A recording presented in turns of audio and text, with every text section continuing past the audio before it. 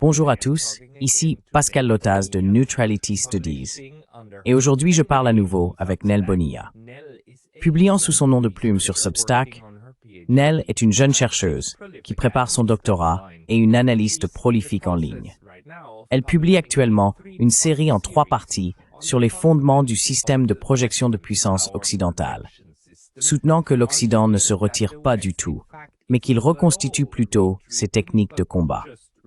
La première partie de la série s'intitule « Armer le temps, l'anxiété des élites et la lutte pour une fenêtre qui se referme ». Et la deuxième partie, parue il y a quelques jours, est intitulée « Armer le temps, le système d'exploitation mondial de la puissance occidentale ».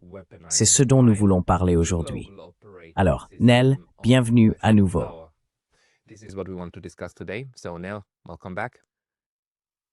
Merci de m'avoir à nouveau invité.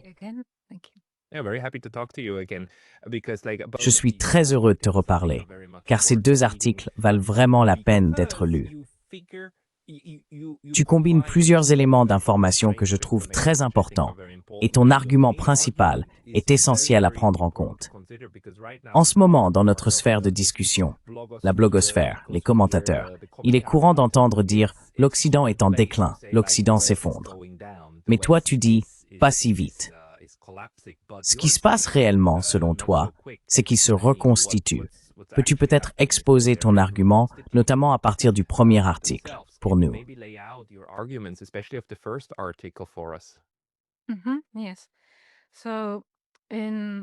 Oui.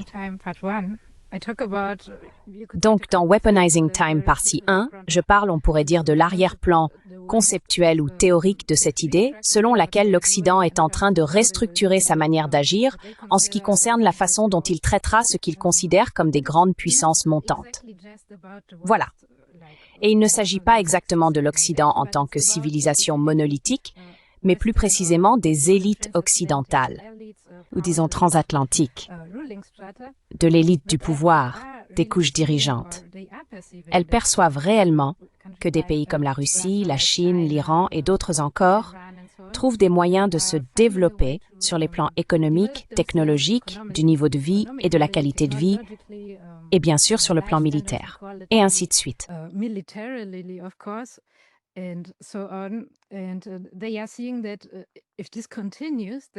ils constatent que si cela continue, ils perdront leur rôle dans l'ordre mondial, pour ainsi dire, tel qu'il a existé au cours des 30 à 50 dernières années.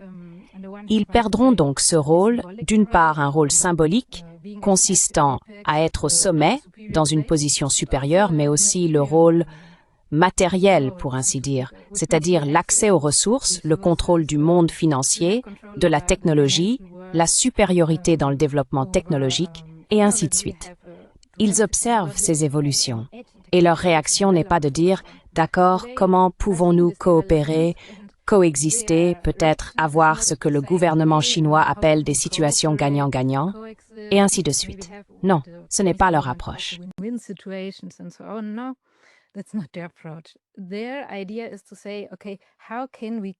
Leur idée est de dire « d'accord, comment pouvons-nous préserver notre rôle supérieur, notre unipolarité, notre primauté dans le monde, dans nos pays, et ainsi de suite. » Donc ce que je dis dans la première partie, ce que j'essaie d'expliquer, c'est que cette idée ou cette réaction ne vient pas de nulle part.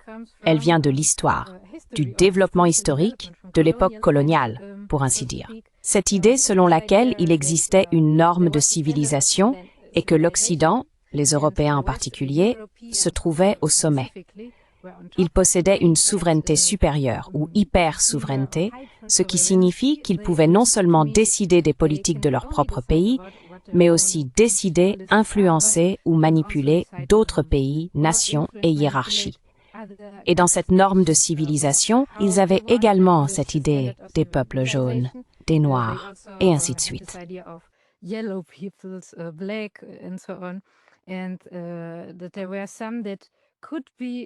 Et qu'il y en avait certains qui pouvaient être civilisés ou intégrés à la civilisation et se développer comme le fait l'Occident, mais pas trop. Ils devaient tout de même être contenus. Et si ce processus de modernisation ou d'assimilation culturelle ne fonctionnait pas, alors ils iraient jusqu'à mener activement la guerre contre toute résistance ou même, comme nous le savons, cela s'est produit et cela se produit encore, procéder à des exterminations, des génocides, et ainsi de suite. C'est donc l'épine dorsale idéologique de la réaction d'aujourd'hui. La réaction d'aujourd'hui fonctionne exactement selon ce type de pensée. Et l'on pourrait dire, eh bien, quelle en est la preuve? Si l'on lit ces documents de l'Army War College, de la planification de l'OTAN, non, de la division de prospective, et ensuite de la RAND Corporation, de l'Institut d'études de sécurité, et ainsi de suite.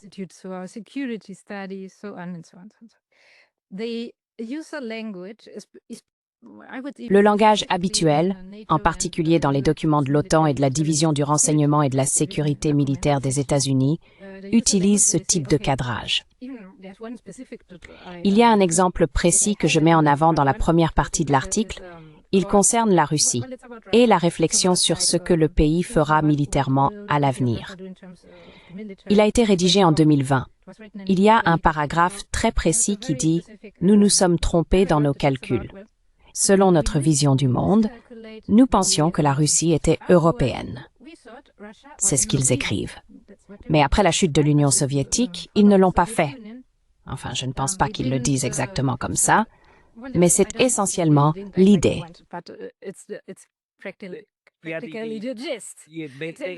Ils ne se sont pas développés selon la voie attendue, la voie européenne. Au lieu de cela, ils sont devenus quelque chose de profondément hostile, quelque chose de tout à fait différent. Oui, et ce qui est pire, c'est qu'ils ne classent même pas la Russie. Ils disent « Oh, eh bien, c'est la Russie ». Non, ils disent que la Russie est en réalité une nation distincte de l'Europe occidentale. Ils sont eurasiens, ce qui signifie qu'ils sont quelque chose de séparé, de différent. Et puis, dans ce document provenant d'une division du renseignement militaire américain, ils affirment que cela signifie en fait que des nations comme la Russie et la Chine ne comprennent pas le concept de paix, de rationalité, d'ordre. Ce qui veut dire que tout ce qu'ils font en ce moment, ils ne le font pas dans une optique de paix. Non, c'est la guerre. Et nous devons répondre de la même manière.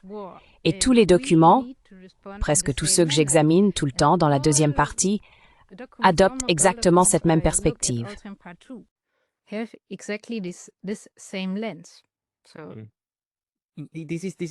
Alors, c'est tellement important. Et je pense que c'est pour cela que vos recherches me parlent autant quand je les lis. Parce que vous soutenez que le langage utilisé nous offre une fenêtre sur la mentalité de ces personnes. Et cette mentalité façonne leur manière d'aborder les choses, y compris la géopolitique. Ce que vous décrivez, c'est qu'au cœur, au centre de cette analyse conceptuelle des personnes que vous étudiez, il existe encore un discours racialisé et spatialisé sur qui est bon et qui est mauvais. Et les bons, c'est essentiellement l'Europe, l'Europe occidentale et l'Amérique du Nord, parce qu'ils sont éclairés. Ils comprennent la paix et la guerre, le bien et le mal. Et les autres, les païens, ne le comprennent pas.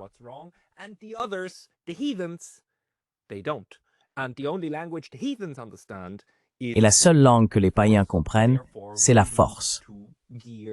Par conséquent, nous devons nous préparer à défendre nos valeurs contre, eh bien, comme l'a dit M. Borrell, l'extérieur du jardin contre la jungle. Et c'est tellement malsain. C'est malsain, mais c'est aussi malsain parce que c'est profondément ancré chez ces gens. Et bien sûr, ils ne l'admettraient jamais. Ils le nieraient catégoriquement. Mais si l'on lit la manière dont ces documents sont structurés, ce que vous avez fait, on perçoit très clairement à quel point cette mentalité coloniale reste profondément enracinée dans ces cercles. Maintenant, pouvez-vous développer un peu cela? Donnez-nous quelques exemples supplémentaires, peut-être du côté de l'OTAN ou des groupes de réflexion que vous avez essayé d'analyser.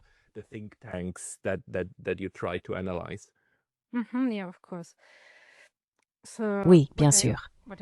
Ce que j'ajouterais aussi, et je l'ai mentionné au début, c'est que ce n'est pas seulement une question de dire « d'accord, voici les barbares et nous sommes l'Occident éclairé ». Même si, encore une fois, dans ce cas, ils ne le disent pas ouvertement, ils ne l'écrivent pas, il s'agit tout de même de dire « Nous, les élites fonctionnelles ou de pouvoir, la classe dirigeante de l'Occident, sommes les éclairés. » Parce que cela devient important lorsqu'on parle par exemple de militarisation. Dans leur propre pays, ils ne se préoccupent pas vraiment non plus des intérêts de leurs citoyens. Je veux dire, ils méprisent les citoyens ordinaires, non? Les citoyens ordinaires sont ceux qu'il faut protéger des mauvaises idées. Donc évidemment, nous, les élites, avons les bonnes idées. Mais désolé, allons-y un par un, un par un.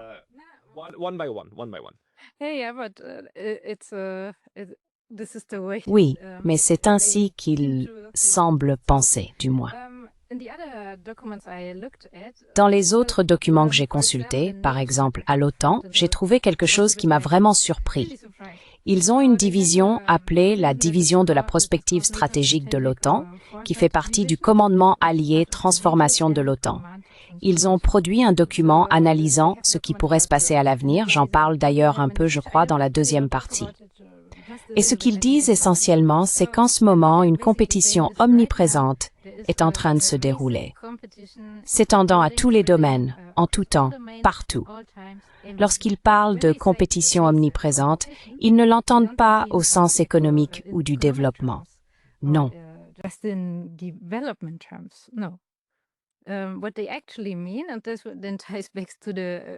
Ce qu'ils veulent réellement dire, et cela renvoie aux documents sur les doctrines militaires américaines, c'est que dans les doctrines établies par l'armée américaine dans les années 2020, la compétition entre États signifie désormais la zone grise, la guerre hybride. Lorsqu'ils parlent de tous les domaines, ils entendent chaque domaine, financier, technologique, militaire, mais aussi culturel, social, cognitif. Tout fait partie de cette guerre, de ces opérations menées selon la doctrine militaire américaine contre les États-Unis, par exemple, ou selon celle de l'Union européenne contre l'Union européenne, et ainsi de suite. Et cela vient spécifiquement de la Russie, de la Chine, etc. Ce que j'ai également trouvé, et qui est étroitement lié à tout cela, c'est un document du US Army War College intitulé « Outplayed, Regaining Strategic Initiative in the Gray Zone ».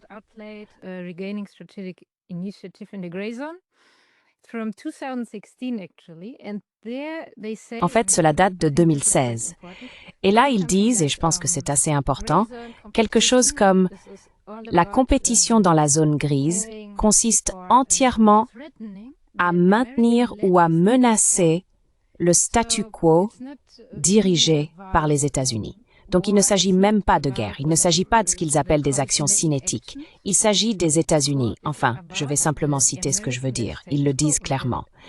Et à partir de là, à partir de 2016, tous les autres documents que j'ai analysés provenant de l'OTAN ou de l'armée américaine continuent d'utiliser ces concepts de zone grise, de guerre hybride et, plus précisément, de compétition. Ainsi, lorsqu'ils disent qu'il y aura de la compétition partout, dans tous les domaines, quoi qu'il arrive, ce qu'ils disent vraiment, c'est qu'il y aura de la guerre, des actions resserrées, partout, venant de partout, à tout moment, et qu'il faut s'y préparer en conséquence.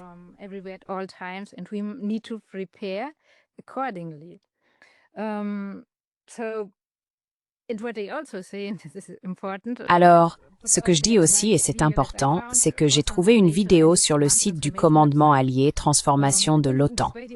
Et cette vidéo est vraiment étrange, elle dure 1 minute, et ils y parlent de « D'accord, à quoi ressemblera la guerre du futur ?» Ce qui est important, c'est qu'à la fin de la vidéo, ils disent « Le moment, c'est maintenant. Le temps presse. Aujourd'hui commence demain. Nous devons agir maintenant. Êtes-vous prêts à choisir un camp ?» En gros, ils disent que nous devons choisir la guerre maintenant, pas au sens d'une action cinétique, encore une fois, mais dans le sens de voir comment, dans tous les soi-disant domaines, les États-Unis et leurs alliés peuvent construire des opérations qui nuiront ou freineront le développement de la Russie, de la Chine et d'autres pays qui menacent le statu quo dirigé par les Américains.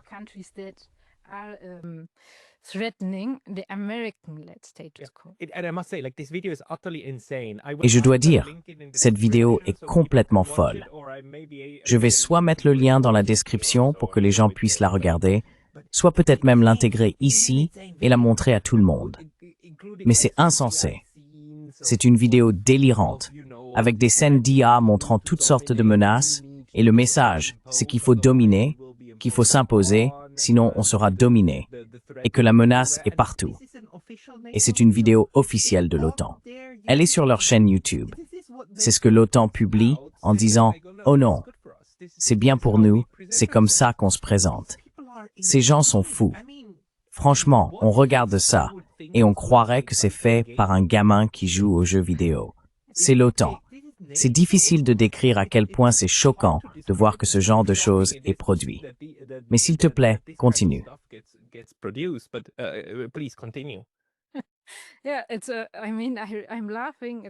Oui, enfin, je ris. C'est bizarre. Et ce qui est intéressant à propos de la vidéo en aparté, même si ça reste lié, c'est que je pense que l'un des monteurs ou producteurs, enfin Nate est le producteur, mais le réalisateur de cette vidéo, est quelqu'un qui s'appelle Florian Scope, qui est le directeur de la division de recherche de ce département de prospective au sein de l'OTAN. Et pourquoi est-ce que je dis ça? Parce que lorsque j'en ai parlé dans une émission de télévision allemande, elle a dit quelque chose comme « Les Russes, ils ont l'air européens, mais ils ne le sont pas. Ils ont un rapport différent à la vie. »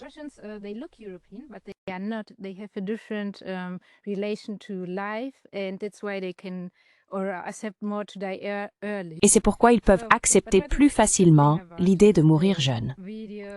Mais ce qui est intéressant dans cette vidéo, et dans cette déclaration d'une personne au sein de l'OTAN qui en est l'auteur, ainsi que dans les documents eux-mêmes, c'est que si une personne comme celle-ci le dit ouvertement à la télévision publique, ce qui en choque beaucoup, c'est parce que dans leur cercle de planificateurs politiques, de stratèges, d'exécutants, etc., ils ont normalisé cette vision, cette conception du monde. C'est leur vision du monde. Et c'est pourquoi ils n'ont aucune honte à diffuser une telle vidéo.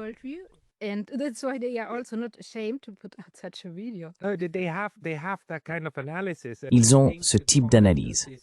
Et je pense que le commentaire que cette personne a fait à la télévision s'inscrivait dans le contexte où, vous savez, l'Occident essaye de s'expliquer à lui-même. Ou disons, les Européens essayent de s'expliquer à eux-mêmes. Pourquoi les Russes n'ont pas encore été vaincus? N'est-ce pas? L'un des mécanismes explicatifs très importants consiste à dire, par exemple, qu'ils utilisent des attaques en vagues humaines, n'est-ce pas? Qu'ils envoient des centaines de milliers des leurs sur le champ de bataille et submergent simplement les défenses ukrainiennes et de l'OTAN, pourtant bien plus sophistiquées, simplement parce qu'ils y jettent tellement de chair humaine.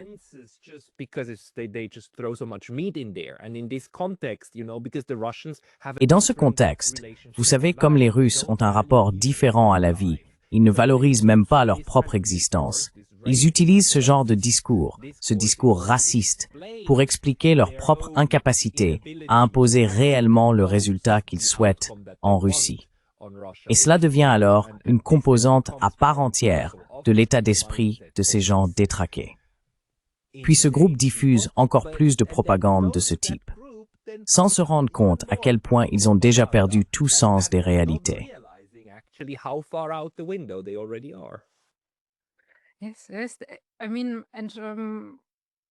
Oui, je veux dire, c'est assez stupéfiant de voir ce qu'ils produisent et qu'ils croient réellement aux récits qu'ils diffusent.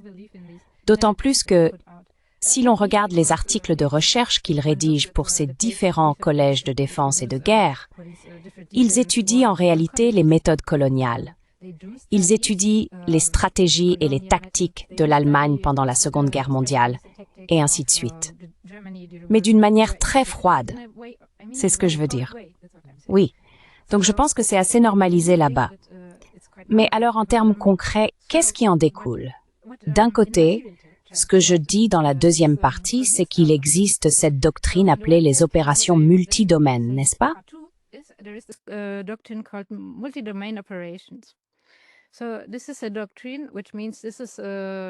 C'est donc une doctrine, ce qui signifie qu'il s'agit d'un type de stratégie que les États-Unis, mais aussi leurs alliés de l'OTAN et de l'Union européenne, vont désormais utiliser. C'est un processus qui s'est développé depuis, disons, 10 ans, enfin peut-être 15 ans, aux États-Unis, mais en Europe, peut-être depuis 5 ans, et cela devient ensuite, disons, la stratégie consistant à utiliser tous les domaines, comme ils l'appellent. Ce dont ils ont besoin pour cela, c'est d'une infrastructure, une infrastructure mondiale reliée à des réseaux, au stockage de données, aux logiciels, à tout cela. Parce que l'idée est que non seulement dans les contextes de guerre informationnelle, mais aussi dans la guerre cinétique, ils veulent avoir la capacité de dire « Ok, nous sommes, je ne sais pas, aux États-Unis et une division aux États-Unis enverra des données en Pologne. »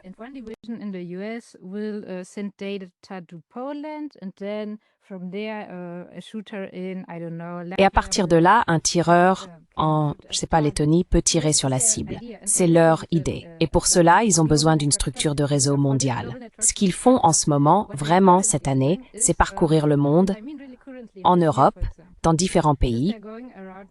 Dans le Benelux, par exemple, ils ont déjà commencé. Ils mettent à jour les logiciels et bien sûr, ils moderniseront aussi l'infrastructure. Câbles sous-marins, satellites, et ainsi de suite. Nécessaire pour mener à bien ce type d'opération.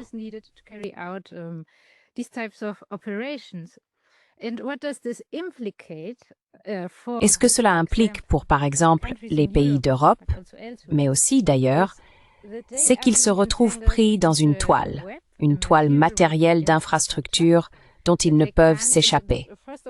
Tout d'abord, les citoyens de ces pays ne l'ont pas choisi, ils n'ont pas dit « oui, nous voulons cela ».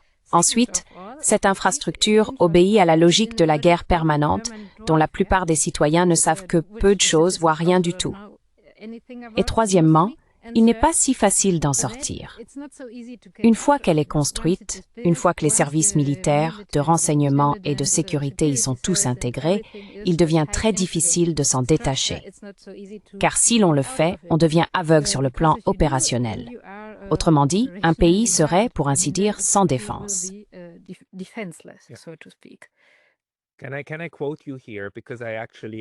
Puis-je vous citer ici? Parce que j'ai en fait noté une phrase que j'ai particulièrement aimée, et c'est de cela que vous parlez. L'architecture du plan transforme le réseau en territoire de l'Empire et l'interopérabilité en sa loi. Ainsi, créer de plus en plus de dépendance à travers la structure du réseau et en réalité à travers la pression exercée sur chaque membre pour être interopérable et intégrable, signifie que, eh bien, il ne restera plus que l'intégration et encore plus d'intégration. Il y a un bel exemple de cela en Suisse en ce moment, de tous les endroits possibles. Notre gouvernement a déboursé, au cours des 3 dernières années depuis l'Ukraine, depuis l'opération militaire spéciale, presque 4 ans maintenant, 4 rapports et livres blancs du ministère de la Défense.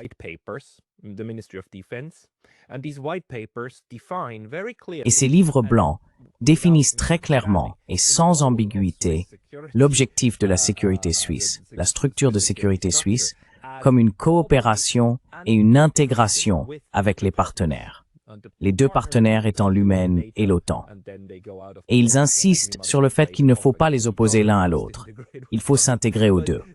Mais cette idée d'interopérabilité va si loin que dans l'un des livres blancs, les responsables, les planificateurs militaires, affirment carrément que la Suisse devrait viser une certification de l'OTAN, que l'OTAN certifie que les systèmes suisses sont déjà interopérables afin que nous puissions partager les données et tout le reste. Ce qui est insensé pour un pays qui affirme encore officiellement être neutre. Il ne considère pas cela comme une violation de la neutralité, il le voit comme une évidence. C'est simplement ce que nous faisons. C'est de la coopération, c'est une neutralité coopérative. Et ce genre de folie est désormais à l'origine de ce réalignement général et renforce en réalité le pouvoir structurel de l'hégémon sur la manière de déployer ce réseau, ce qui constitue une vision très inquiétante de l'avenir.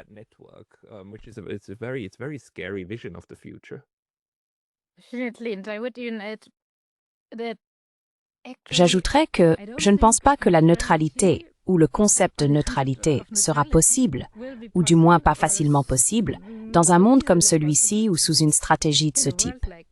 La seule façon pour un pays d'être véritablement neutre, peut-être, serait qu'il dispose de sa propre technologie et de son propre réseau d'infrastructures numériques et qu'il refuse de faire partie, par exemple, de celui dirigé par les États-Unis et l'OTAN.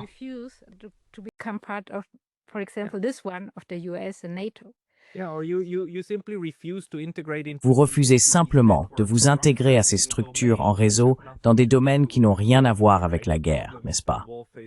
Le problème, c'est que la guerre s'étend désormais au-delà de la guerre cinétique, pour englober tous les autres domaines. Et si tout devient guerre, alors la vie quotidienne elle-même devient une partie du combat. Vous rendez impossible le fait de ne pas choisir, n'est-ce pas? Mais cela fait aussi partie de cette logique de la guerre. Pouvez-vous nous donner quelques exemples supplémentaires de cette reconfiguration? Parce que votre argument revient à dire que l'Occident renonce désormais à certains anciens concepts de la manière dont les guerres sont menées, et qu'il ne se contente pas de l'imaginer, mais impose cette nouvelle façon de combattre, n'est-ce pas?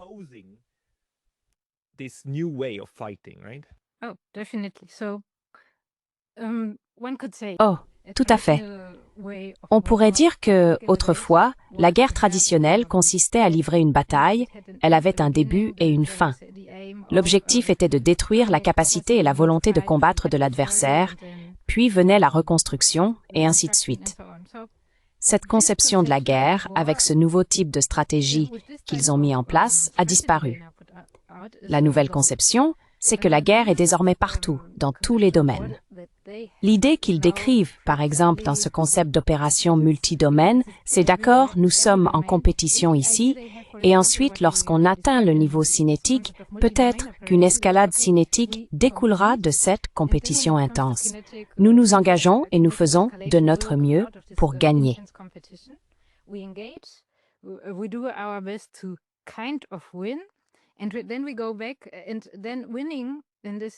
Et puis nous revenons en arrière.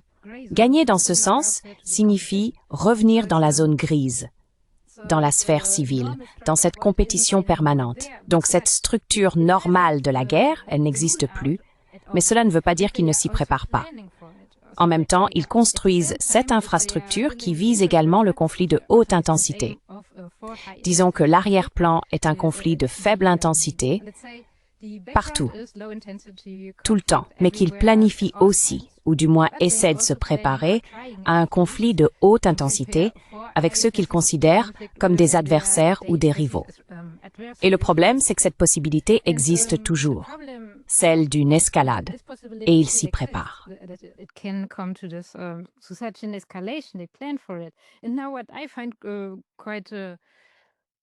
Ce que je trouve assez paradoxal, c'est que si nous adoptons l'état d'esprit, ou que nous entrons dans ce monde, du d'accord, nous sommes les élites occidentales éclairées, et les autres sont des barbares qui n'ont aucune notion de paix ou de rationalité, et qui considèrent tout comme une guerre. Alors pourquoi moi, en tant que pays, empire ou autre, chercherais-je à maintenir indéfiniment cet état d'usure à bas niveau en faisant confiance au fait que l'adversaire calculera toujours correctement, sans jamais escalader? Pourquoi le croirais-je? Il serait plus logique de penser « D'accord, ce sont des barbares. Ils finiront par passer à un conflit de haute intensité, donc je devrais frapper de manière préventive. »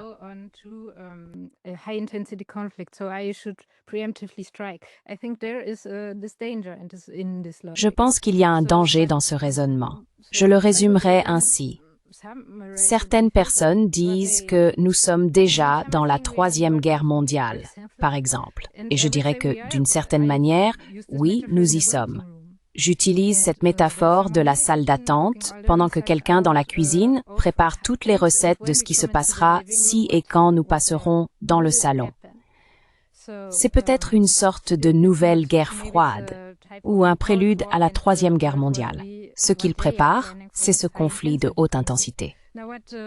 Ce qui semble également étrange, c'est que tous ces planificateurs, stratèges et bailleurs de fonds de ces efforts ne se demandent-ils pas « D'accord, en réalité, nous n'avons pas la capacité industrielle pour faire cela. »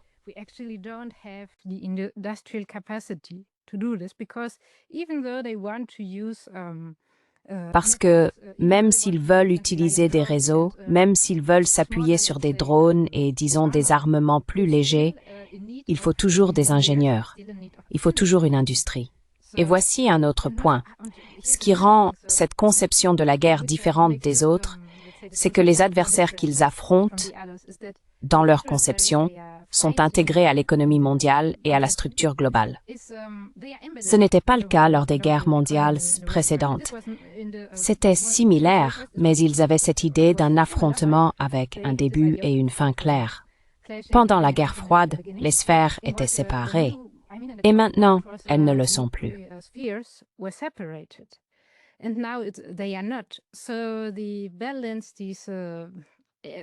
Ainsi, l'équilibre que ces élites du pouvoir tentent de trouver se joue dans leur course contre la montre. D'un côté, elles veulent devancer les Russes et les Chinois, en particulier dans le domaine du développement technologique, notamment en matière d'équipement militaire, de logiciels et ainsi de suite. Mais aussi en ce qui concerne le découplage, elles cherchent à séparer leurs économies afin que si et quand cet affrontement se produira, ils ne conduisent pas à un effondrement total. Je vois donc cela comme les stratégies qui en découlent, mais aussi comme les conclusions que l'on peut tirer en examinant l'ensemble de ces documents.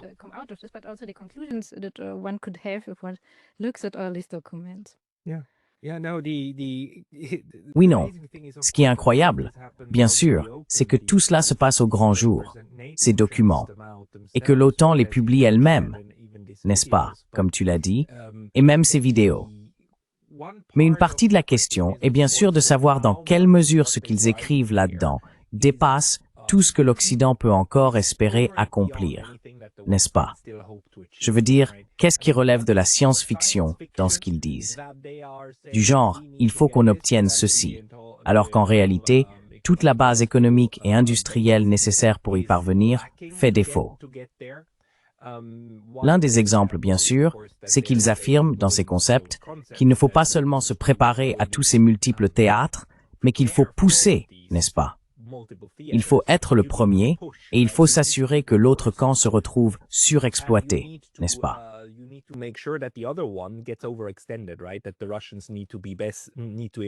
Les Russes doivent investir dans la technologie des drones, dans leurs lignes de front, dans les obus, en Géorgie, en Arménie, en Asie centrale, afin que vous puissiez constamment les pousser à se surmener, n'est-ce pas?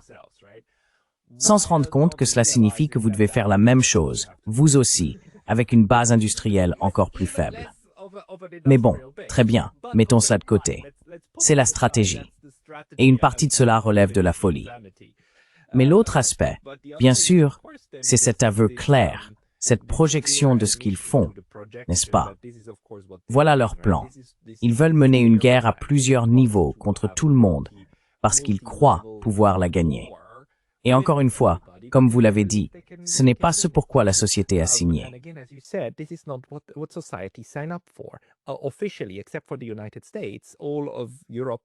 Officiellement, à l'exception des États-Unis, tous les ministères de la Défense en Europe s'appellent encore des ministères de la Défense.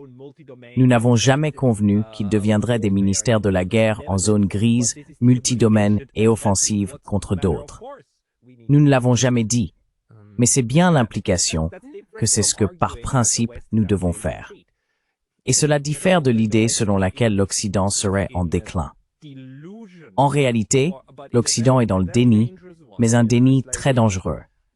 Vous savez, c'est comme si, même en perdant la raison, si vous tenez une tronçonneuse, vous devenez dangereux. Précisément parce que vous perdez la raison avec une tronçonneuse à la main. Comment voyez-vous cela et le rôle des élites dans ce contexte?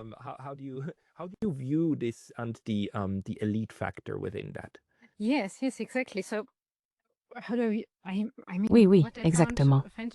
Ce que je trouve assez effrayant, c'est que c'est vraiment un facteur d'élite, car ce qu'il faut comprendre, c'est que toutes ces institutions de défense et de sécurité, toutes ces écoles, ces départements universitaires et ainsi de suite, élaborent ces stratégies. Mais aussi, de l'autre côté, les entreprises, certaines d'entre elles, en particulier celles du secteur financier, possèdent ce qu'on pourrait appeler une mémoire institutionnelle. Donc, si cette mémoire institutionnelle, et ces mécanismes remontent à l'époque coloniale, ils les perpétuent encore aujourd'hui. Et puis, il y a l'autre aspect, cela les avantage, bien sûr. De plus, ce type de stratégie qu'ils veulent désormais mettre en œuvre, cette doctrine des opérations multidomaines et ainsi de suite, leur apporte des contrats, du prestige et des positions. Pour les sous-traitants de la défense, par exemple, cela signifie des contrats stables. Kaloride eknier en réalité une fin v.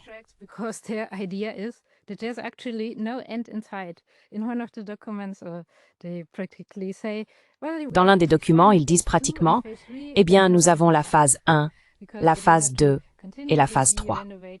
Il n'y a pas de fin en vue, car il faudra sans cesse rénover, moderniser et ainsi de suite. Il y a donc aussi ce facteur matériel. Et je pense que le problème, c'est que pour nous, les gens ordinaires, les gens du commun, les élites que nous avons chargées d'organiser ou de gérer des sociétés complexes, éprouvent désormais une peur, une angoisse, celle de perdre leur statut à tous les niveaux, symboliques, culturels, etc. Parce qu'il existe d'autres modèles de développement qui ne sont pas occidentaux, et ces modèles leur retirent également l'accès aux ressources.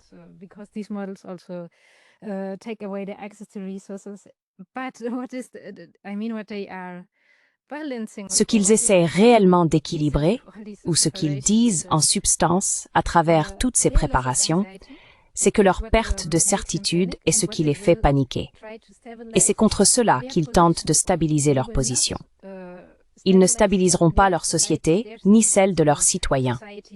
Pour eux, c'est l'inverse. Ils utiliseront les citoyens de chacun de ces pays qui font partie de ces réseaux, et ainsi de suite, pour mener ces guerres d'une manière ou d'une autre, dans quelque domaine qu'ils aient en tête. Que cela réussisse ou non, ils tenteront quand même.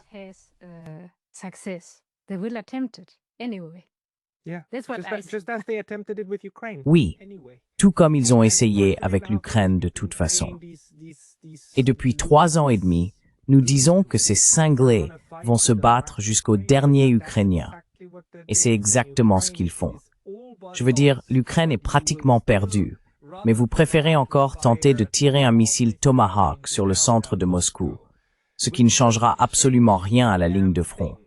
Mais vous préférez faire ça plutôt que d'admettre que c'est fini et de dire « D'accord, très bien, nous devons vraiment nous mettre d'accord avec les Russes, nous asseoir, examiner les causes profondes et trouver une solution politique. » Vous continuez à faire semblant que le combat peut se poursuivre, même quand il est parfaitement clair que pour atteindre vos objectifs, ce n'est plus possible.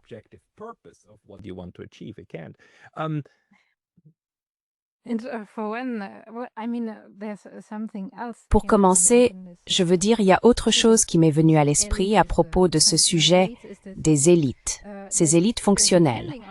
Selon le moment, et je pense que nous traversons une période assez dangereuse de l'histoire en ce moment, elles feront appel, pourrait-on dire, à différents types de spécialistes. Si l'on regarde tous ces documents de stratégie, ces livres blancs, et ainsi de suite, qui les rédigent et tout cela, je pense qu'il existe différentes catégories. Par exemple, il y a ceux qui élaborent la théorie, ceux qui conçoivent la stratégie, ceux qui s'occupent de la mise en œuvre, de l'infrastructure, des tactiques, et ainsi de suite.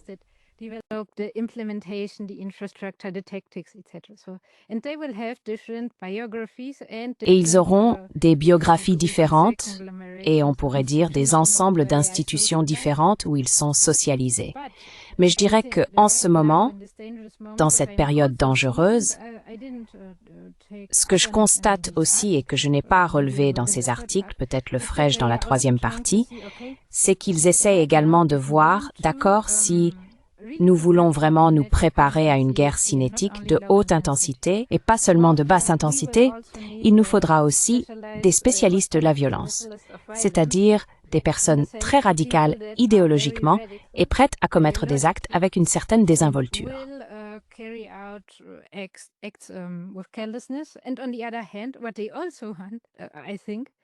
Et d'un autre côté, ce qu'ils veulent aussi, c'est assez clair, c'est exploiter leurs citoyens, non seulement comme chair à canon, mais aussi simplement comme force de travail. Et je pense que la deuxième partie est plus importante, car ils veulent exploiter le moment où ils essaient de distraire les masses, pour ainsi dire, avec ces scénarios de radicalisation idéologique. Donc je pense que c'est un autre danger qui se profile ici et qu'ils vont probablement utiliser, ou utilisent déjà. Oui, c'est plutôt sombre.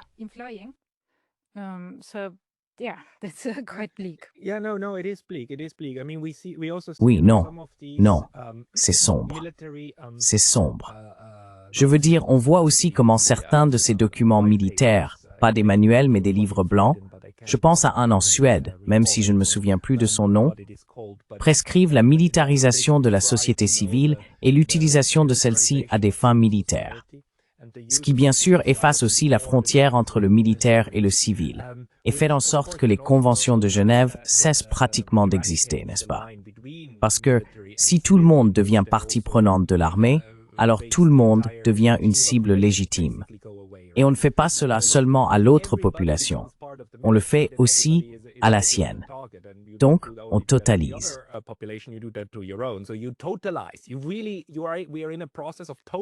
Nous sommes en train de totaliser le concept de guerre, ce qui est l'opposé de ce que le droit international cherche à faire. Celui-ci tente de compartimenter et de protéger certains groupes, notamment ceux qui ne combattent plus. Un autre élément dont nous devons vraiment parler, c'est cette crise, en réalité une crise du réalisme. Le réalisme traverse actuellement l'une de ses pires périodes, car toute son hypothèse repose sur l'idée que les États agiront dans l'intérêt de l'État, n'est-ce pas? Et que la survie de l'État est au cœur de toute la théorie. Mais ce que nous observons aujourd'hui, c'est que les élites occidentales sont tellement intégrées et en quelque sorte au-delà de la nation, que nous voyons des choix politiques qui, d'un point de vue national, sont totalement autodestructeurs.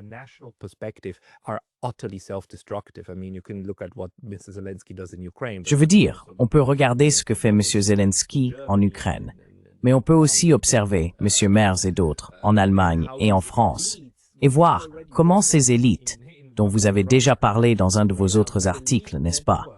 Comment ces réseaux d'élites sont transatlantiques et qu'ils ne raisonnent plus forcément en termes de ce qui est bon pour la nation, mais plutôt de ce qui est bon pour le.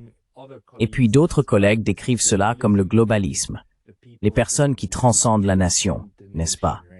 Mais peut-être que le globalisme n'est pas un cadre analytique si pertinent. Peut-être que la structure impériale du capitalisme, telle que la décrivent les marxistes, nous permet de mieux comprendre cela.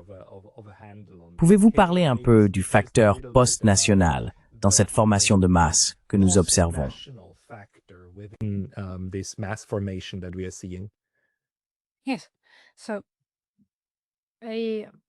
Oui.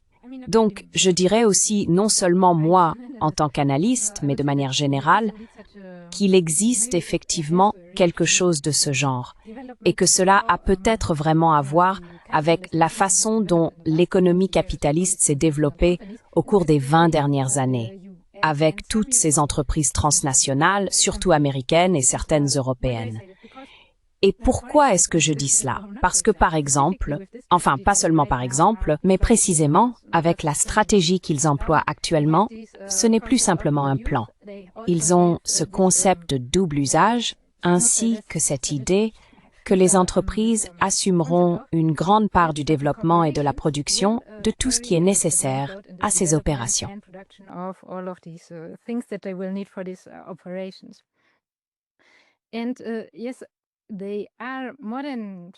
Et oui, ils sont modernes, transnationaux, transatlantiques, dans le sens où il s'agit de formations élitistes, pourrait-on dire, entre les États-Unis et l'Union européenne, ou plutôt certains pays européens en particulier, pas uniquement, mais surtout. Ainsi, plutôt que d'être, comme on le dit, les politiciens, qui, je pense, de plus en plus, ne font en réalité exécuter concrètement, non pas des plans ou des idées, mais les dynamiques issues du développement économique, surtout dans ces pays occidentaux, ils mettent en œuvre ces dynamiques. Et ces dynamiques ne sont pas dans l'intérêt des citoyens, des masses, pas du tout. Au contraire, dans ce cas, Les politiciens, je pense, occupent la fonction qui à ce moment historique est nécessaire. Par exemple, créer beaucoup de théâtres, de spectacles, de polarisation et ainsi de suite. Et pourquoi font-ils cela?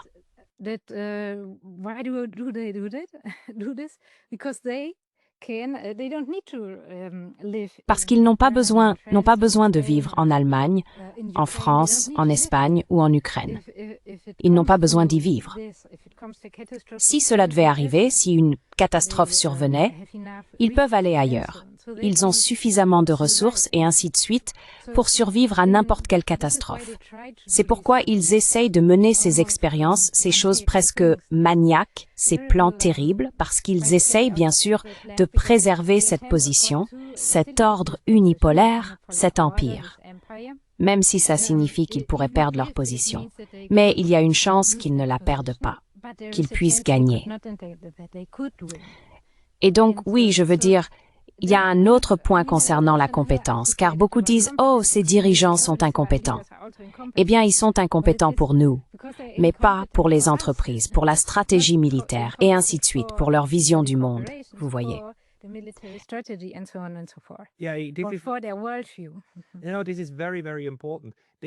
C'est extrêmement important.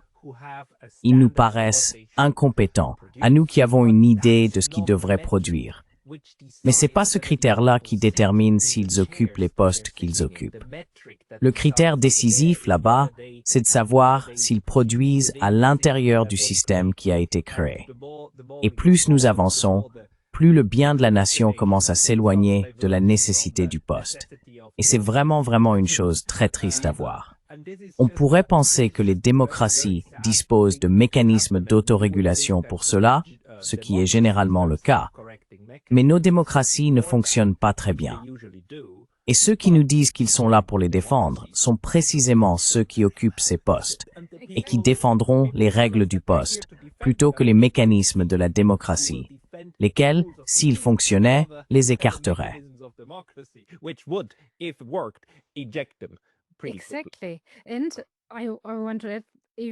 Exactement. Et je me demande, enfin c'est lié à cela. J'ai également écrit un autre article plus tôt à propos du discours du président colombien Petro à l'ONU. Et pourquoi est-ce que je le mentionne? Parce qu'il a justement parlé de ce développement en disant qu'il existe ces élites transatlantiques et transnationales, mais qu'il y a aussi bien sûr le peuple. Et il a avancé cette idée, ou cette proposition, selon laquelle nous devons nous unir en tant que peuple, mais au-delà des nations, des frontières et ainsi de suite, parce que eux le font aussi. Alors pourquoi pas nous? Et c'est aussi, fait intéressant, une théorie, pour ceux que cela intéresse, qui est en train d'être développée dans l'analyse géopolitique latino-américaine. L'idée qu'il existe un empire en réseau et qu'il devrait également y avoir, du côté de la résistance, un réseau de citoyens, des masses, des peuples partout, afin de le contrer.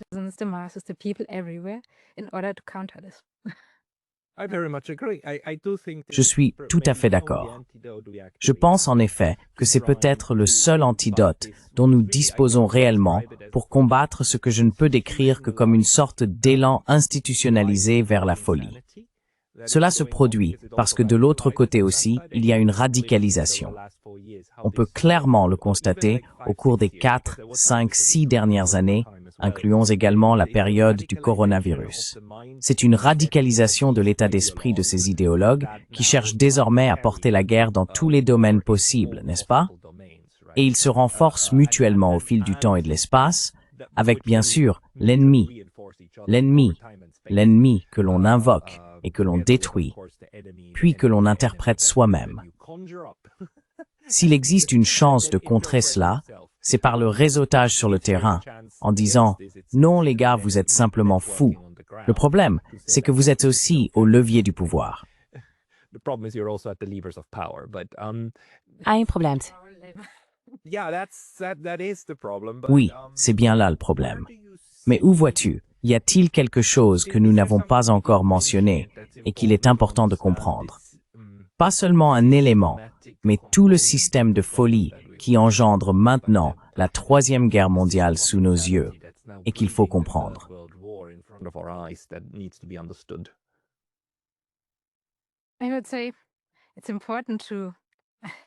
Je dirais qu'il est important de vraiment comprendre les mécanismes et les réseaux et aussi qui en est à l'origine.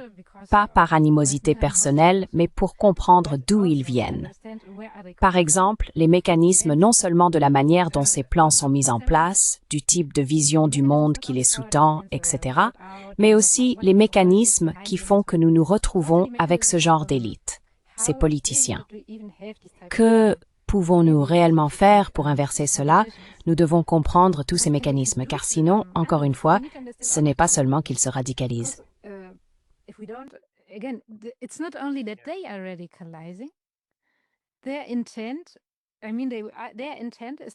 Leur intention est de faire venir certaines élites déjà hyper radicalisées afin de radicaliser davantage et de manipuler les masses, les citoyens, pour leur propre profit.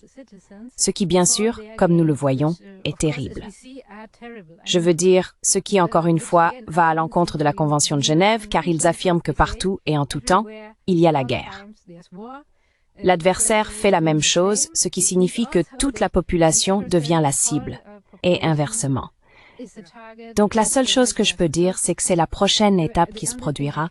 Ils essaieront de radicaliser la population. Et nous devrons comprendre cela.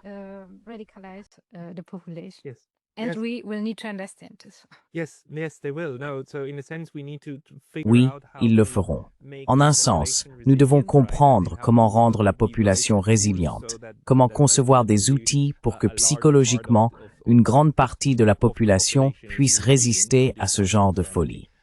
D'un autre côté, comment traiter ces élites déjà folles, complètement devenues démentes, qui agissent contre leur propre volonté? Nous ne pouvons pas les forcer à faire quoi que ce soit contre leur gré, n'est-ce pas? Mais nous devons trouver un moyen, non pas de les confronter directement à la réalité, mais d'une certaine manière. Comment sortir quelqu'un de la folie lorsqu'il n'a même pas conscience d'être fou?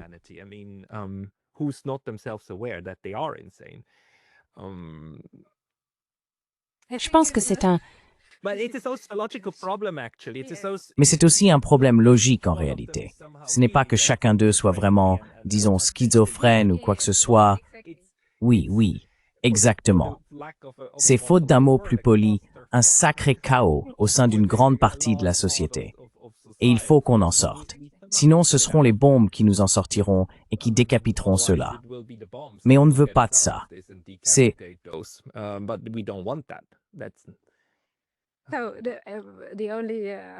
Donc la seule idée, enfin je ne dis pas que je sais, mais soit le groupe social est transformé de l'intérieur, avec sa vision du monde, ses structures de pensée et ainsi de suite, mais comment fait-on cela? Ou bien c'est le groupe social lui-même, celui qui met en œuvre cet ensemble, qui est transformé. Mais comment fait-on cela? Comment élever un groupe social touché par ce phénomène de manière à ce qu'il influence les autres?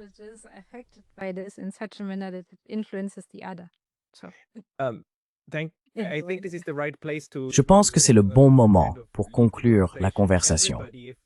Tout le monde, si nous avons parmi nous des psychologues et surtout des spécialistes de la psychologie des masses, et si vous avez des idées sur la manière dont nous pourrions amorcer un processus menant à une forme de guérison au sein de nos propres groupes d'élite en proie à la folie, s'il vous plaît, n'hésitez pas à nous contacter. Maintenant, Nel Bonilla. Les personnes qui souhaitent lire davantage de vos travaux devraient avant tout se rendre sur votre Substack. Y a-t-il un autre endroit où elles devraient aller?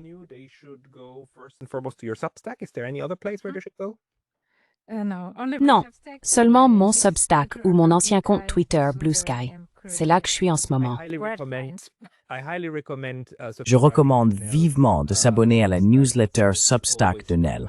Elle regorge toujours d'analyses et d'interprétations très stimulantes. Nel Bonilla, merci beaucoup pour votre temps aujourd'hui. Merci de m'avoir invité, merci.